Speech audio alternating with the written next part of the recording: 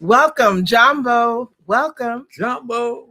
You are joining us here today on Operation Power, a voice for Black radical politics and revolutionary change. My name is Inez Barron, and I'm joined with my co-host, my husband, the bold, the outspoken, the indomitable, the one, the only, the unbought, and the unbossed Charles Barron. And as I say each and every week, it is an honor, a humbling honor to be with the love of my life, the stunningly beautiful, thank you, absolutely brilliant, my wife for 43 years, the bold, the bad, Inez Barron. Thank you so much. We're so glad you're with us today. We've got an exciting program for you, and it's entitled "The U.S. and Israel's Attack on Iran, an African Internationalist Perspective." And we've got a special guest, our brother Omali Yeshitela, president of the African People's Socialist Party. Sure. He'll be joining us shortly. And tune somebody, call somebody, let them know we're on the air, and we're going to have an exciting presentation. You're going to be well informed about what it is that's happening. But first, we do want to begin our program with a brief libation. We believe that as an African people, we are where we are based on the contributions and sacrifices of those who have gone before us, those whom we know by name and those who we don't know, but who made their contribution to our struggle. And we want to take time to acknowledge them. So at this time, our engineer, Brother Kiru Gichiru, is going to show a libation video. A libation. And so for this very important presentation, we begin by the pouring of libation. We pour libation first to our first ancestor, to that hidden one who, though hidden, manifests in all things as all things, that God-goddess idea in the universe by any and all names. To our first ancestor, we pour libation, Ashe. We pour libation too to our ancestors because they were the first people on this planet, mothers and fathers of all mankind, flashpoint of the human family. To those ancestors we pour libation, Ashe. Pour libation too to our ancestors because they were the ones who first gave birth to the idea of civilization, knew we would need a form of governance, and they nurtured that idea along the Nile until it reached its zenith in Kemet. There they built these gigantic monuments as evidence of that great civilization, and they carved instructions on the walls of temples and tombs for us, so we would never forget. To those ancestors we pour libation, Ashe. Pour libation too to our ancestors because over time they put together all the tenets of civilization and they took those ideas and left the continent. They were the people of the first Exodus. They left Africa and went all over the world and peopled the world. To those ancestors we pour libation, Ashe. We pour libation too to our ancestors because they did not sit on their laurels. They continued to improve, continued to evolve, and at each point of evolution, they again would leave the continent and settle and resettle the planet. They met themselves coming and going. To those ancestors we pour libation, Ashe. Asheo. Asheo. We want to always acknowledge our ancestors. Yes. They're watching us and encouraging us and being that source for us to be moving forward and doing our part in our struggle. We next have a brief portion of a video that we want to share with you to give you an insight, a snippet of what it is that we do in Operation Power, talks about our beginning and some of the accomplishments that we have made over the years. Operation Power stands for people organizing and working for empowerment and respect. Operation Power is a grassroots social justice organization founded by local community stakeholders, which includes activists, organizers, and leaders who understand that the system as it is currently structured is destroying us and our communities. The system, the capitalist system, one that promotes human greed over human need, one that promotes profit over people, needs to be dismantled. These local community organizers recognize capitalism needs to be destroyed and replaced with socialism. Thank you so much. Just a little brief portion of what we normally show. And we do want to highlight some books that are very personal to us that our organization has been involved with. And the first one is called Speaking Truth to Power. And it is a collection of articles and essays on liberation, on struggle, on leadership, and it's written by Charles Barron. The second one is called It's Not You, It's Capitalism, Why It's Time to Break Up and How to Move On. And it's both a primer to capitalism, understanding it, and moving on to how we can improve our situation. The next is a novel. It is written by Kevin Barron, and it is entitled Black Rising. It's a page turner. Once you start it, you won't put it down until you're finished. The next one is a second of the trilogy, and it's called Black Rising, Home and Abroad. It continues a theme that was introduced in the first book. And the last in the trilogy is called The Threat, also by Kevin Barron. And all of these books are available online through Barnes and Nobles. Well, we've got an exciting program. We've got the chairman with us, and we're excited to be able to hear his comments as he's moving forward. And we just want to let you know that he is the chairman of the Uhuru Movement, an organization that exists in several places here in the United States. And they are doing on-the-ground work in our communities. They're building housing. They've got furniture stores. They've got a catering facility. They're involved with community and the youth. And they are a voice and a force to be reckoned with where they exist.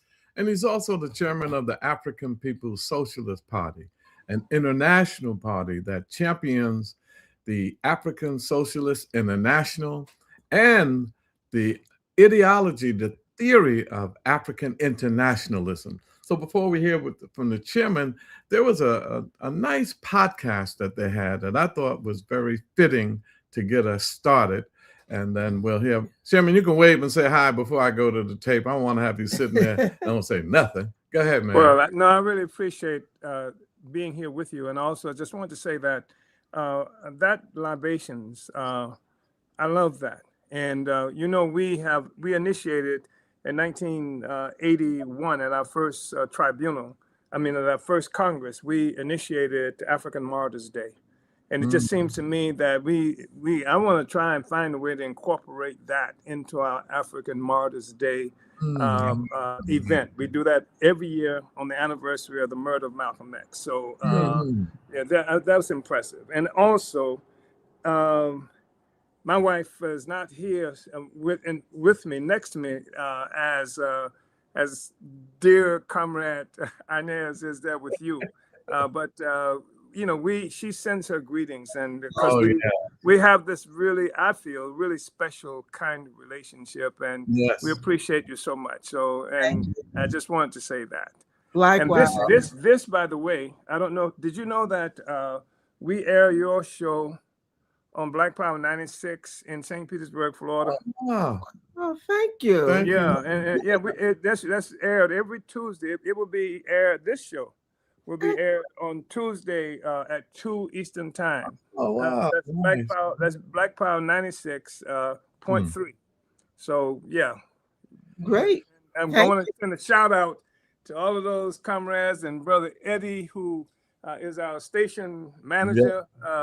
And they'll be seeing this again, this show. They'll be seeing it on Tuesday. Yes. So thank you. Yeah. Well, thank you. And, you know, we can't say enough about Omali Yeshitela, you know. My brother, you're all a special couple in our movement, and you represent strong Black revolutionary love. And it's something that couples that are now getting involved in the movement, you know, because it's very challenging to keep a positive relationship and be in the movement. Y'all do it well. And Ona, wow, special stuff sister. that she does. Now she got to be special because she be away from you for months sometimes, taking care of business, you know, making sure y'all get some real estate, some properties, and get dotting those the I's, projects. crossing the Oh T's. man, this is bad. So Yeah. well, I want to show this video because, you know, the biggest challenge we have sometime is the colonial capitalist propaganda machine. It's powerful. It's powerful. Yes. So, you know, they're talking about how they're whipping Iran so badly, and only 2 or 3 of their folk have died, and maybe only one little car was blown up theirs, you know. So they're saying all that, but it reminds me of, Chairman, when General Westmoreland in the Vietnam War, right before they got their butts whipped, the day before, he said, we bombed Hanoi, and it should be over in another minute or 2. Next thing I know, I saw a helicopter, people jumping on it, trying to get out of there, and the Vietnam was claiming victory. I remember when they said, we got him, Osama bin Laden, we got him. So it should be over any minute now. This is in Afghanistan, and they was there for decades and got their butts whipped. Remember 2003, I think it was, when George Bush was on the ship and he Mission accomplished. And he said, any minute it'll be over. 8 years later, they were hightailing it out of Iraq. Same thing in Libya, same thing all over the world. They have never won a war, and they have never said it in the way that it was really going down. So the sister does a good job. Kay, can we do that now?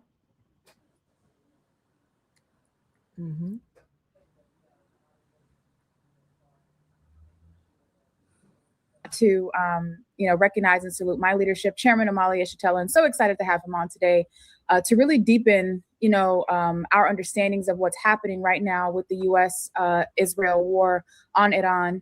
And we're just going to go over a couple of things that have transpired over the last several days. And of course, we made a report on last week's show of some of the acts of aggression that we predicted were leading up to this moment.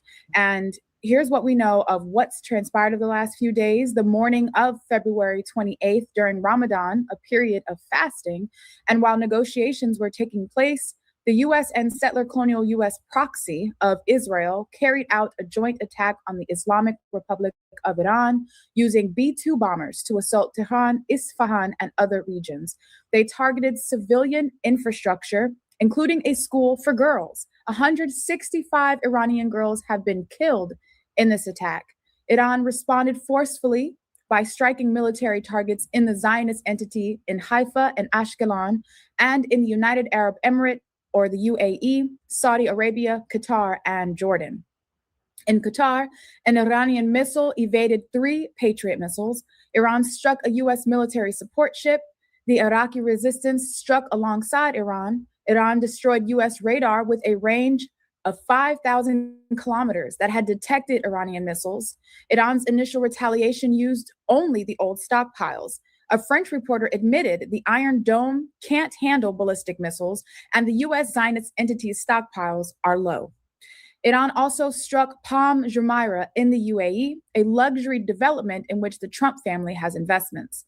Iran also hit Israel's desalination plant and the center of Tel Aviv. The Zionist entity is suppressing information on how many are dead and wounded. Iran has closed the Strait of Hormuz, presenting major shocks to the colonial economy. Even George H.W. Bush didn't attack Iran for fear of the closure of the Strait of Hormuz. The Dubai airport is closed indefinitely. A Zionist settlement area was destroyed. Iran hit the Harir base in northern Iraq and the Prince Sultan Air Base in Saudi Arabia. The base is a hub for U.S. special forces and houses U.S. military assets. Iran inflicted heavy damage on the headquarters of the U.S. Navy's Fifth Fleet. There are reports that the head of the Zionist entity fled to Cyprus, was rejected, and had to try to seek refuge in Berlin. Iran's opening retaliatory strike lasted for 15 hours. Big targets included a CIA base in the UAE, Israel's nuclear facilities, and the general staff building of its military. Iran succeeded in inflicting heavy damage on the CIA base and succeeded in striking the entity's nuclear facilities, including the Dimona reactor. Iran also struck 3 oil tankers near or in the Strait of Hormuz. One is French Skylight flying the Palau flag. Though the US and Israel have attacked Iran again, including central Tehran, Qom, Karaj, and Shabah Port, Iran says that martyrdom of the leaders will not slow down its military operations.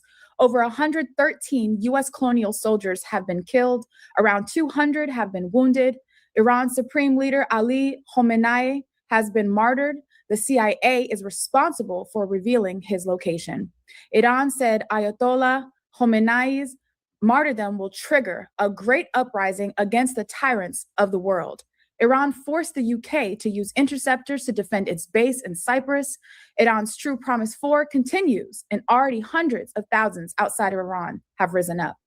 Iraqis have stormed the US embassy and have seized heavy industrial equipment. Pakistanis set the UN office in Skardu on fire, and Pakistani youth stormed 2 US consulates, and at one of the US consulates attacked US Marines. On the African continent, Burkina Faso has closed the US embassy and has labeled the US and the Zionist entity of Israel terrorist states. As of March 1st, Iran's Revolutionary Guard says it has struck the USS Abraham Lincoln with 4 ballistic missiles. Also, the French naval base in Abu Dhabi was hit by missiles and drones, and the US base in Kuwait was hit with a drone. Iran and the Iraqi resistance have destroyed the US base in Erbil. France has moved its carrier strike group in position to attack Iran. Germany and the UK are preparing to attack Iran also.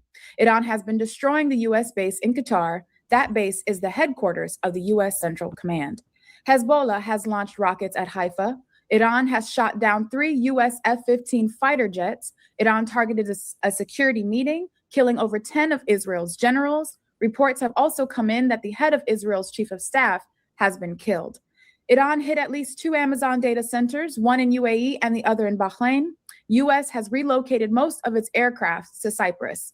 Qatar has stopped production of liquid natural gas. Israel has ordered Chevron to shut down the Leviathan gas field, and the Madrid government made 15 US aircrafts withdraw from Spanish.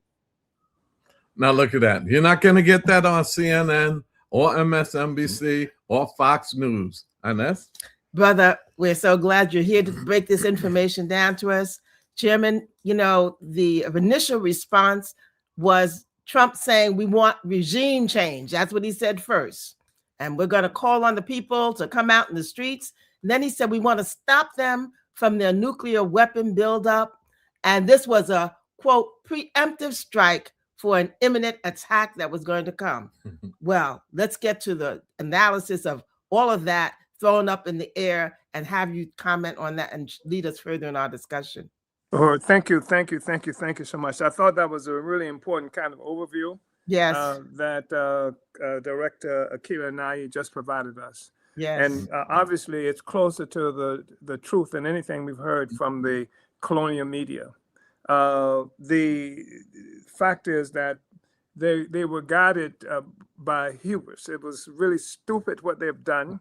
Mm-hmm. They moved with an assumption that somehow they were going to end this thing, and they actually talked about 4 or 5 days it would be over. They based that in part on their temporary success in Venezuela, where they were able to rush in and actually capture the president of the country, and the presumption here is you decapitate, the resistance. You decapitate the leadership of the movement, and victory can be yours. And so this is part of what what sort of guided the stupidity that you can't call it too much more than stupidity. I mean, they're not even taking into consideration, among other things, the history of the Persia.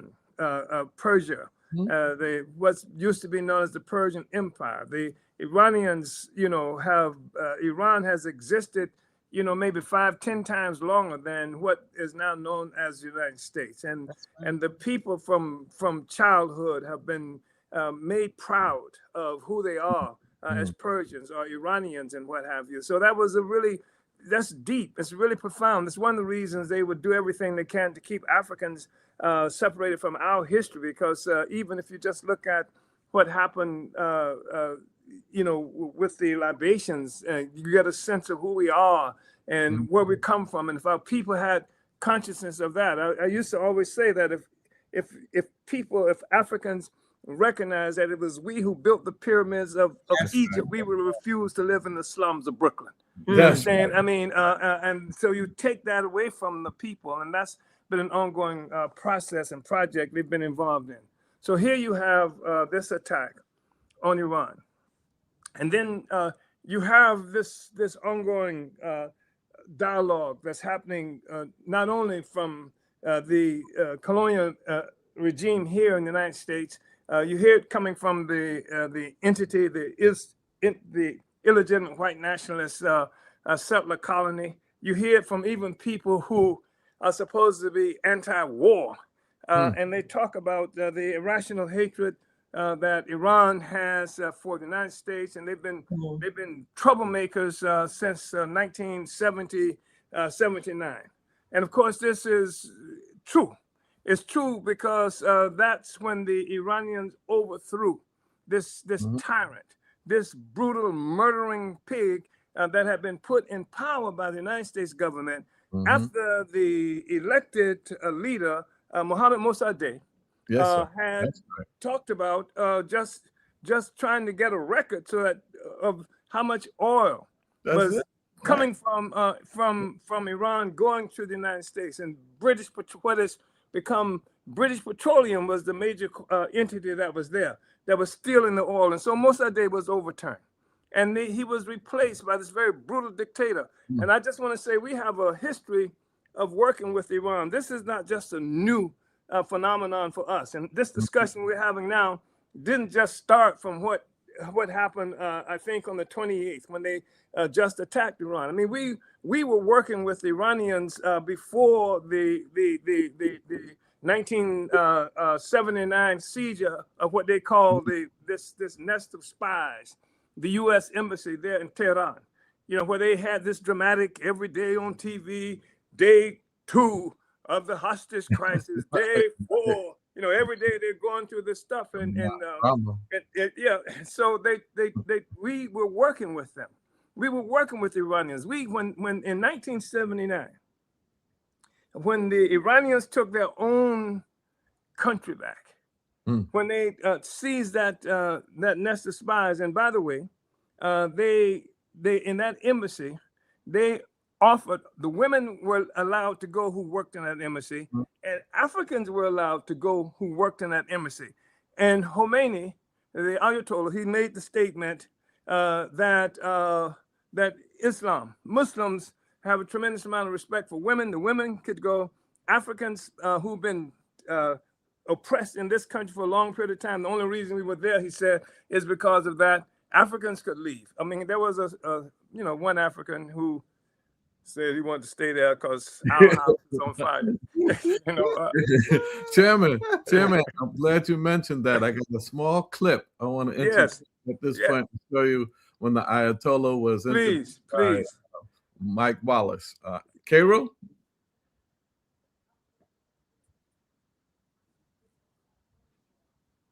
And some female hostages will be released from the American embassy compound. Is that true? The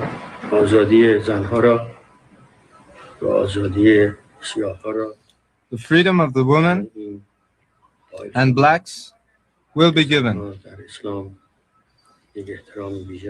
Women are given great dignity in Islam, and the blacks have been oppressed in the United States.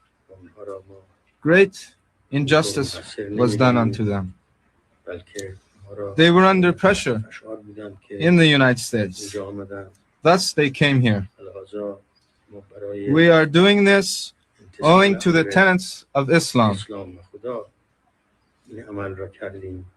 In return, we ask nothing for their freedom. We want the Shah. Carter must return him. The world's international law agree with this principle. I ask you, as an American and a human being, You was right on time, Chairman. Go Yeah, ahead, take it away. yeah, and I think that's really important, to know. I mean, this doesn't liquidate any disagreement one might have, like with the regime, but it does. It makes a powerful statement. One, the question of national liberation is one that the Iranians were really interested in, and that's been something that's informed even up to now. That informs their stance, their resistance here during this brutal attack that's being made by the white nationalist colonial state of settler colonial state of Israel and the United States. So the question of self-determination has been really, really, really, really important to the Iranians. Of course, there are a lot of groups have been for self-determination, many of them all over Africa, but where people still have problems because it doesn't say anything about the nature of the social system. It's just that we don't want to be dominated by this colonial power, and that was true, and we supported that. And when we supported that, I mean, in the most prestigious university in the state of Florida, the University of Florida, which, by the way, has done a lot of digitizing of our materials coming from years and years. But that university, white students at night were having these rallies. Sand niggers go home. This is coming from these sand niggers go home. This is something I wanted to shove down the throats of these New York nationalists who were saying, this ain't got nothing to do with us, right? They were saying, send the Klan to Iran. These are the students, these are the ones who are going to be the politicians leading the state of Florida moving forward and going beyond that. So we mobilized the African community, had a huge demonstration in support of the Iranians, and because they were killing people who they thought were Iranians. They didn't know what an Iranian was. They didn't know it was they couldn't make a distinction between an Arab and a Persian or anything like that. If they wore a turban or they looked like that, they were being attacked all over the United States. And so we were appalled by that. And we called on the African community, and the African community came out, and we demonstrated against them. And we were attacked on one occasion. On the second occasion, we made it through this mob of frothing at the mouth white nationalists who had been sitting, waiting for us to come, getting drunk, the motorcycle gangs, and with the sheriff's department sitting there with them. And then when we got there, you had hundreds of these white people waving the American flag, chanting America, America, America. And we marched right up in the middle of them going, Africa, Africa, Africa. They parted the way. I stood up on a makeshift platform and I said, the sand niggers are here. And so the sheriff departments, they said, well, this is as far as we were supposed to go. I said, don't leave. We don't care. And then we marched just a couple of blocks down the street, and we got to the African community, and we turned into the African community, and Africans start coming out of the clubs and out of the houses in the neighborhood, and these America chanting white people, Africans said, you ain't in America now. Literally, this is what the Gainesville Sun, which I think was bought by the New York Times, this is what the Gainesville Sun quoted these Africans as said. They weren't part of our movement. We got to the Black community and we stopped. And the Africans came out and they said, you ain't in America now. And they start chasing these white people, and you saw the American flag flying in the air from the wind that it captured, getting the hell out of that community. So we've had this relationship. We worked with them for a long period of time, during that period of time anyway. So it's not a new thing for us. The white left didn't. It didn't support the Iranians. It did not support, they supported the U.S. attack. And even now, when they talk about what's happening, they couch their words in terms like, well, it's a horrible dictatorship there, but we don't think the U.S. should do it because it violated the laws and stuff like that. What kind of stance is that? Right. How in the hell are you going to equate some kind of the Iraq or Iran with some kind of tyranny in the face of this government? So, and the way it moves around the world, kidnapping people, and this is something that happened way back then, and still in the consciousness of the Iranian people. What the United States has done, the role it's played, along with the illegitimate white national state of Israel. So obviously, you saw you heard the report that we were just talking about, all of the arenas that were hit Yes. by the Iranian response. It didn't take long. I mean, it wasn't, they waited a week. I mean, within hours, and this is after they've decapitated the government, killed the Ayatollah and what have you, and within hours, you know, you saw this barrage coming. And I think this hit something like 14 different countries. That's and right. what the U.S. had relied on, Israel, the so-called Iron Dome that was going to protect Israel. They can't penetrate it. They have these interceptors that cost $1 million each. And the Iranians were using $35,000, $50,000 drones, shooting them out. And they were sending these $1 million missiles to attack these drones and what have you. And then they almost exhausted their supply. And so then the Iranians upped the ante and began to shoot heavier stuff at them. And now what we've seen is that even supersonic missiles are going there and they are penetrating. And some people say that parts of Israel looks like much like Gaza right now, just in terms of the effectiveness of the counter the response by the Iranian forces. Let me ask you. Yeah, go ahead. Do you think the region, they're calling it a regional war now? The regional war, I think it's interesting that Iran said, look, we're going to hit those nations that had military bases in them. And in some of those countries, I hear that when the pilot, you know, airdropped, parachuted from the 3 planes that they claim friendly flyer, people say Iran shot him down. Yeah. But they say some of the people in that country went after him, trying to beat the pilots up that parachuted. And so do you think that regional war they're talking about is going to turn into World War III? Or is it, in fact, some of those same countries are saying, hey, as long as you hit the American bases, we ain't got no problems with you? Well, here's what part of what's happening is, first of all, hundreds more Americans have died than what they've said. You can't hit all these U.S. installations. They hit CIA bases. They hit major U.S. installations. And they're not saying, then it's only four, I think they're going up to 6 now, Americans were killed. That's a lie. I mean, if you just look at it, you just go if you just go to social media, Facebook and Instagram and all that, you see the numbers of U.S. installations that have been hit.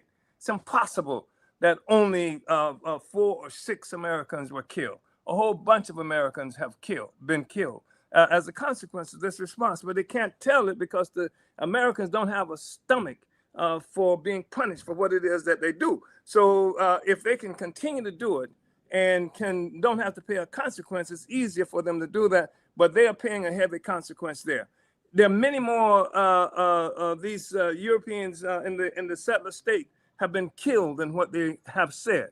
Because here's the contradiction. Because the Iranians have no place to go. They're home. But when the proverbial manure hits the fan right there in this illegitimate white national state of Israel, you're going to see whatever can get out of there coming back to Manhattan and going back to these other places where they came from in the first place, because they have no historical roots in that area, though they claim that God did not give anything to them. I mean, even if you know, in the same camp you are in, Comrade Charles, with the God thing, I don't believe your God is a real estate agent, you know, and gave all this land to them. That's nonsense. So they have no place to go except back to Manhattan, and that's temporary. And then back to, you know, places that they came from in Eastern Europe, etc. So it's a real contradiction, a real crisis that they are going to be confronted with. The more damage is being done, and I think that thousands of U.S. citizens have been brought out by charter planes and things like that. Anything they can catch flying, they get out of there. They've been trying to get out of there, and so that's one aspect of it. In terms of World War III, see, I think that we've been involved in world wars for a long time. It becomes a quote-unquote world war when it involves the colonizers. I mean, how are you going to make it a world war? This world war that they talk about, it was to the extent it was fought in Europe, is effectively what it is that they're talking about. But they were killing people, the same forces, and using military forces, the Spanish, the French, France, you know, the great anti-colonizer, the anti-fascist country of France, you know, even as it was pinning medals on itself for fighting against the fascist Germany, they controlled 50 some odd black states that, you know, have been created. They were fighting and killing people in Vietnam. They were oppressing people in Algeria and what have you. It's garbage. So how it becomes a world war when it seems to affect the white people or the colonizer, but it's not world war until then. We've been fighting a damn world war forever. Now, the question is whether or not this is something that can draw great powers into this process, like Russia and particularly China. And China has been pretty cool in terms of its stance up to now. So has Russia, because for a while I was really annoyed because it seems clear to me that some kind of back channel agreement had to have been made before they attacked Iran, because otherwise it seemed to me that it would have been too riskier, that they would prefer always to fight, so that the proxies do the fighting for them. Because once the great powers engage in the struggle, then you look at the possibility of nuclear conflagration. So they would try to avoid that. They would try to have war by proxies. But here's what has happened. You see, because it seems as if Iran has an inexhaustible amount of missiles and bombs, and also they have the trained forces to use this stuff. And these are really sophisticated missiles. You're talking about hypersonic missiles, and Russia's got hypersonic missiles, and Putin has been bragging about them at certain times. So I suspect that the agreement that might have come about back channel is one that says that they would not enter themselves into the struggle, as is Russia or China wouldn't necessarily engage in combat themselves. But I believe that they've supplied Iran with an inexhaustible amount of missiles and drones, North Korea as well, that contributed to this thing. Now, the question is whether the United States and Israel will be able to survive this. And I mean this really because much of this, you're talking about liquid natural gas, you're talking about oil, and already in some places oil has gone up something like 10-20%. You're talking about affecting the entire global economy. It's blocking the Strait of Hormuz, where much of the food going to traveling to East Asia and what have you has to go through, and something like 20% or more of the oil goes through. That's right. When you say 20% of the oil, you might be talking about 95% of the oil of Japan. You might be talking about 40-some-odd% of the oil going to China and other places like that. So On that, Chairman, they mentioned that they bombed the boats of the Revolutionary Guard so they can open up Hormuz and the other channels. However, they have two sets of navies in Iran. It's the Revolutionary Guard protecting Hormuz, and also the government has a navy. And then they also said that China and Russia, they meaning I hear it on different China and Russia is laying back temporarily. And they're saying, let America waste all that stuff. And when it gets real low, and then folks try to threaten if Israel does with nuclear weapons. By the way, the international agency said that Israel has 90 nuclear warheads. 90 nuclear warheads. Iran has none. And we had this Natanz facility with the uranium enrichment, centrifuges for 20, 30 years. If they wanted to do a bomb, it would have been made already. And they had already made agreements that they would, honor the nuclear proliferation treaties. So a lot of folk feel that, and you said it best when you said Persia, Iran's been around for 2,700. Yeah. China 5,000 years. Yes. America 250 years old. Yes. They're new kids on the block. Israel 75 years from 48. They are new kids on the block. And a lot of people said all Iran has to do is survive. America and Israel has to win. And many people think they'll never win. They can't win. And that's the contradiction that they're facing. And they're even toying with the idea of sending ground troops in. And Iran, which would prove to be catastrophic. And it may be something that they're forced to do because they've made so many promises that they're going to overturn the regime. And obviously they haven't been able to do it. Malcolm X was absolutely correct. He said the white man cannot win another war on the ground, cannot win a war on the ground. So he's powerful from up in the air and et cetera, using missiles. But coming to the ground, that's the question. And no war, no regime change has succeeded just from air attack. And, I've seen this said by people who've been studying this stuff for more than 100 years. And the fact is that they're going to have to come to the ground. And the question is whether they can or not. And I think also part of the thing that informed this decision was the presumption by the Trump administration, because Trump, his relatives, his sponsors, they're making a lot of money. There's a lot of money here. I mean, Adelson is Israeli. He's the one who's funded Trump. He said he's going to fund Trump for a third attempt at the presidency. He's millions of dollars they're putting into Trump. And Trump, what's his son-in-law?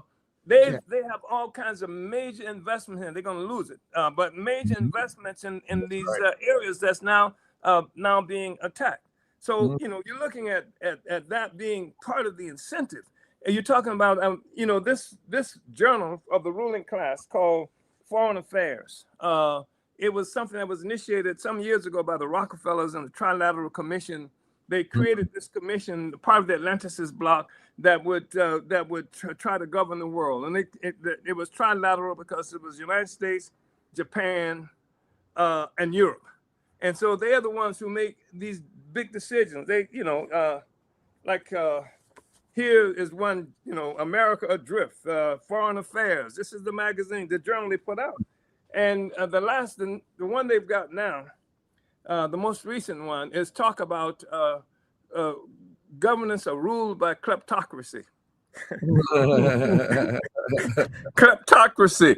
And they go through all of the amount of money attached to what Trump and his relatives and his good friends are doing. That it's not even the facade of trying to carry out the common good of the country and stuff like that. It's basically a facade. I mean, you've heard him talking about what they're going to do with Gaza. They're going to turn it into this real estate thing, etc. And that's how they're planning things. What is you heard him say about Venezuela? We're going to make a lot of money going into Venezuela, etc. It's a kleptocracy. And the thing is that the Americans are going to have to make a determination, I believe, of whether or not they're willing to go down with the ship. And I think they're going to have to be faced with hard choices because the U.S., the world is not going to be as it was, coming out of this thing. They're going to pay a horrible price. And when they pay this price, they've already, I'm sure they've emboldened Venezuelans. That is to say, this struggle has the success of the Iranians in defending themselves. They've also made, I'm sure, the so-called Gulf states who thought the United States was going to protect them, could protect them. Right. I don't think that's true right now. Even the Israelis who thought they could rely on being protected by the United States. These are questions that they've never had to ask these questions before. And now I think we're approaching that thing that Che Guevara talked about 2-3 mini Vietnams when he was saying that his thing, strategic objective is to force the colonizers, the imperialists, the U.S. to fight on so many different fronts. And this is what we see. I think you're going to see something that materializes itself much greater. And I think you're going to see even in the countries, in the so-called Gulf, these reactionary Gulf states. I think you're going to see people, the population in Jordan, in Saudi Arabia, and other places, people rising up because they don't like this relationship that has been put on them with Israel. It's gonna be a rocky road ahead. And you know what's something deep about Africa?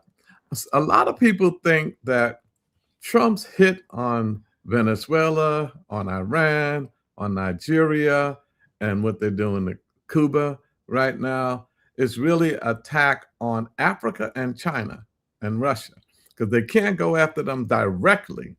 So what they're thinking about, maybe hit these oil spots and the geopolitical spots.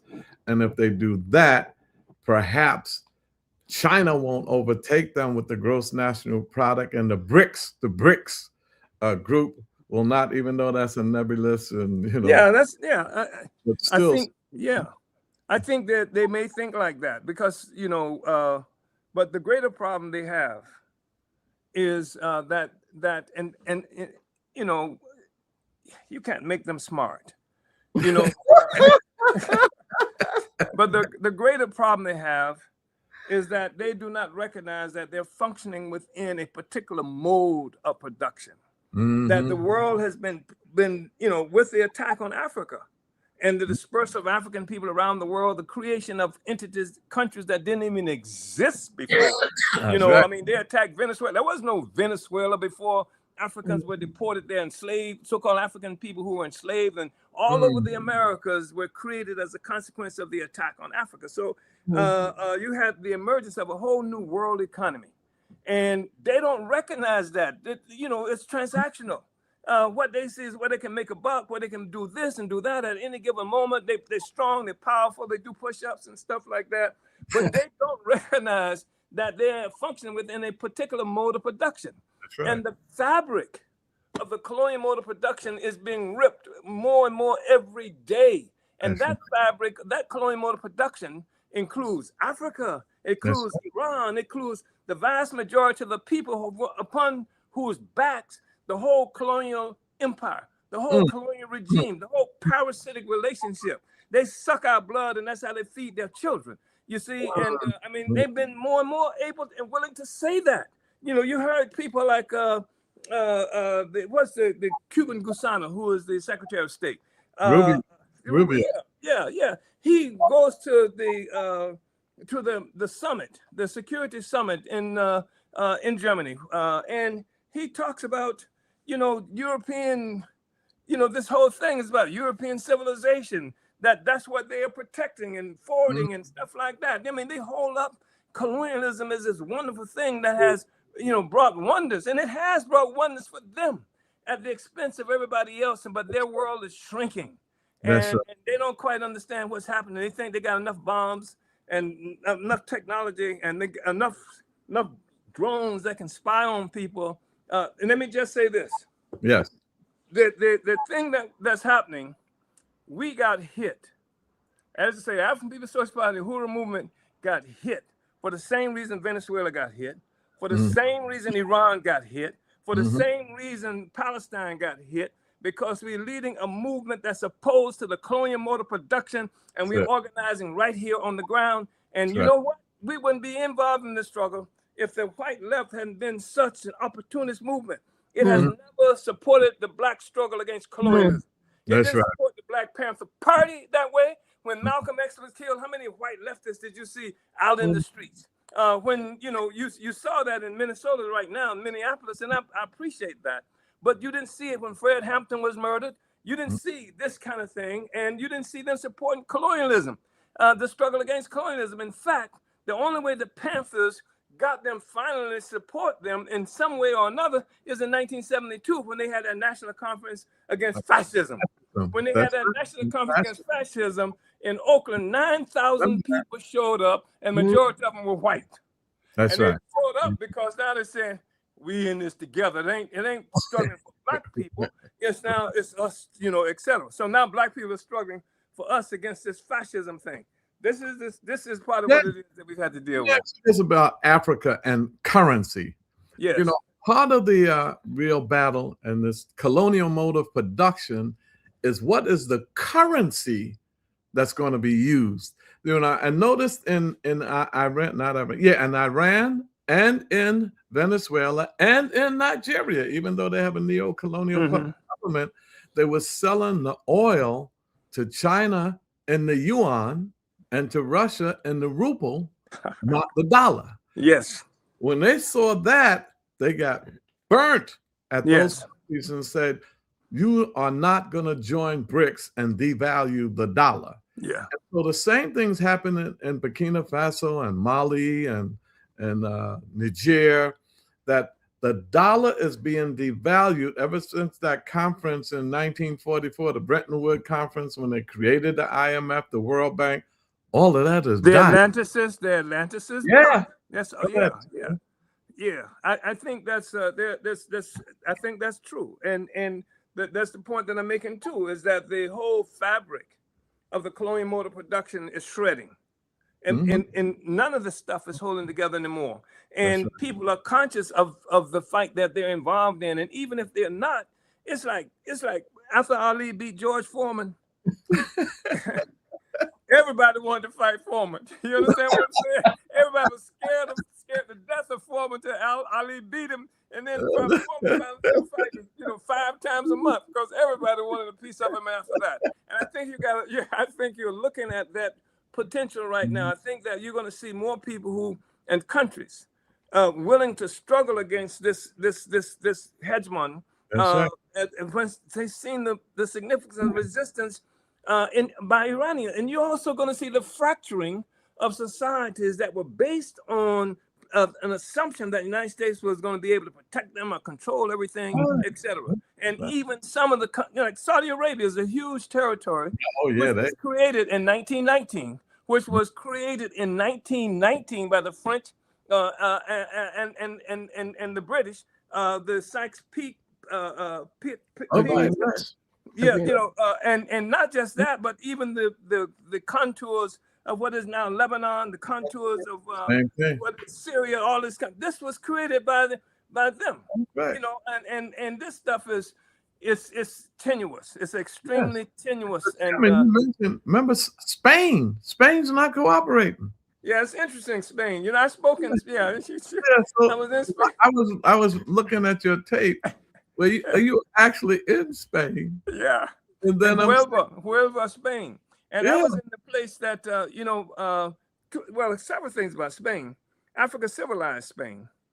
Much of Europe in Spain, the so-called Iberia, Portugal, etc. That's where they achieved civilization. And Africans were asked to come in because up to that time, was the Visigoths or something like that had dominated that territory that was called Spain. And they asked Africans to come in, and Africans came in, and with the paltry number of force, were able to defeat the Visigoths and then began the process of civilization. Really brought civilization there. Did the Moors have anything to do with that? The Moors. Yeah, that's part of who were considered probably Moors, etc. And that's where the whole civilization came from. Moors were African, black people. And so that's where we saw the civilization of Europe. That's where it comes from. I just thought that was extremely important. It's important. Africans have to know our own history. Yes. We have to know our own history. We have to fight for that. And we have to take that to masses of our people. And so people won't be cowards. You understand? Right. It's one thing to be afraid, but the time that your fear limits your ability to fight for your freedom and for the freedom of our people, that's cowardice. That's right. right. And I'm saying this because I think it's important, because I don't want people to be uptight because they're scared. Yeah, be scared, but fight. Right. That's right. I remember one of these Spinks, Michael Spinks, they asked him one time before he fought this white boy, Cooney, who was supposed to be the great white hope of that time. They asked him, are you watching tapes of him fight? And he said, no, I'm not watching the tapes, because I just watching it just make me scared. So I'm not going to do that. Watch him knock out people. So that's watching that. You know, we say feel the fear and do it anyway. You know? Do it anyway. So I'm so confident about potential in the future. Go ahead. No, go ahead, Chairman. Go ahead. You go ahead. Come in. Last 5 minutes. By the way, Betty Davis said we're doing a good job. She's watching, and well, if Betty said it's true. And also Joyce Brave Boy from Operation Power. She's always watching. There's a lot of good comments coming in. But I want you to close it out in the last 5 minutes and get more into African internationalism as the theory, the revolutionary theory for African people in the 21st century. I do think that's extremely important, because we have people who do a lot of work, and some of us really good work. They work really hard and what have you, but it's not connected to an end. What is to what end? And you know, we call it, like, you can be on a treadmill and you can run, you get all sweaty, you can max it up and run, but you ain't going nowhere. And so the thing is to what end? And that's one of the reasons theory is important. You know, some people dismiss theory, you know, this is just abstract stuff, etc. But theory is important because it's the thing that says to what end. And if you don't have a to what end, anything then can become a substitute for what it is that you should be fighting for. And that's what somebody has said when they talk about some of these struggles that people get involved in, because the colonizer, the oppressor, will come and slap your mama. You know, you on the road to trying to make this liberation struggle happen, the colonizer come and slap your mama, and you stop trying to free the world because he slapped your mama. You understand? That's a pretty serious thing, you know. And if you don't know where you're going, that's what we end up doing all the time. That's opportunism, when you sacrifice the long-term interests of the people, of the revolution, of the workers, for some kind of a substitute for a particular petty bourgeoisie or something like that. That's opportunism. So what keeps us safe, what allows us to stay fixed on what it is we're fighting for, is theory. And if we come to theory, then we understand that Africans are critical to the development of this period that we live in. The emergence of this social system. Capitalism comes from colonialism. Was no capitalism. Anytime they talk about capitalism, they talk about, Marx said it himself. He said part of what he said, in order for us to have had this capitalism, there was this thing called a primitive accumulation of capital. What is this primitive accumulation of capital? And among other things, he said, was turning Africa into a warren for the commercial hunting of black skins. He said it was the brutality and that's being visited upon people in East India. He said it was what happened to the Aboriginal people here in this country, bringing up gold and silver for the colonizer. He called it primitive accumulation, but what it really was a mode of production that's something that preceded what they came to be known as capitalism. And so Marx couldn't see that it was a mode of production, because for him, the modes of production included what he characterized as primitive communism, slavery, not us, Kirk Douglas slavery, the kind of slavery with Spartacus and stuff like that. Slavery, and then he talked about after slavery, feudalism, and from feudalism, capitalism, and after capitalism, then the real deal now, communism, comes into existence. We're saying, no, you got that wrong. You can't get from feudalism to capitalism without explaining this missing link. This missing link, feudalism in Europe required as a pedestal. Marx said it himself. He said wage slavery in Europe, capitalism in Europe required as a pedestal slavery pure and simple in the New World. That was us. So the whole thing rests upon a foundation of African colonization, of what was come from, somebody mentioned Asia, Africa, the Americas, and what have you, represent the foundation. That's why you see when we had the hands off Uhuru, hands off Uhuru, hands off Africa. Yeah, well, we got to end it there. We got a minute left. Chairman, we got to have you back, man. We just getting warmed up. You know, I love it. And you got to tell people, you got to come to St. Louis. With Yes, you get the coming, date and everything. I'll be and there. you should, sister, you should bring him, because I'm telling you, my wife said that we have to have this love and revolution. Revolution and love, and show this connection. And y'all supposed to be one of the examples of this revolutionary and love. So give us the information, the details about the upcoming. Right, so is it people here?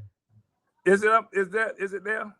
Not the yet. Details about the But just tell them the dates and all that. So the people dates from April 17th, 3 days, 17th, 18th, and 19th, Right. St. Louis, Missouri. Go to apsplenary.org, PLENERY.org. Well, we've run out of time, but this has been awesome, man. We're gonna do They it. who are out of time. They That's out of time. Okay. Thank you so much, Uhuru. Just remember, we are winning. We are winning. There are 8 billion people in the world. 4 to 5 billion of them are us. That's right. We got money, we got people, we got everything we need to win. So at the end of each program, I said the truth shall set you free. But let me tell you this also. Don't be afraid, but the truth can put you in jail. The truth will. The truth can do all of that, but never be afraid for searching the truth. Because we Malcolm say, X answered the question: what is the wage of freedom? And he said death. Death. And the fact is that they will kill us. They will kill us. They tried to put me in prison for 15 years the last time, right. and they have tried to assassinate me on more than a couple of times. So And you yeah, still, what are you, 80 what? 84. Look at him. 84. 84. Couldn't look, what, 60, 70 of those 84 years? He was a revolution. That ain't too much, looking like 60 or 70, but I'll take it. Thank you so much. Thank you, Chairman. So we say every week, my wife and I, come back with us next week. We're going to have another powerful program. And we say every week, the truth shall set you free. And as the chairman says, power is the great equalizer. Indeed it is. Black power. Black power. Uhuru.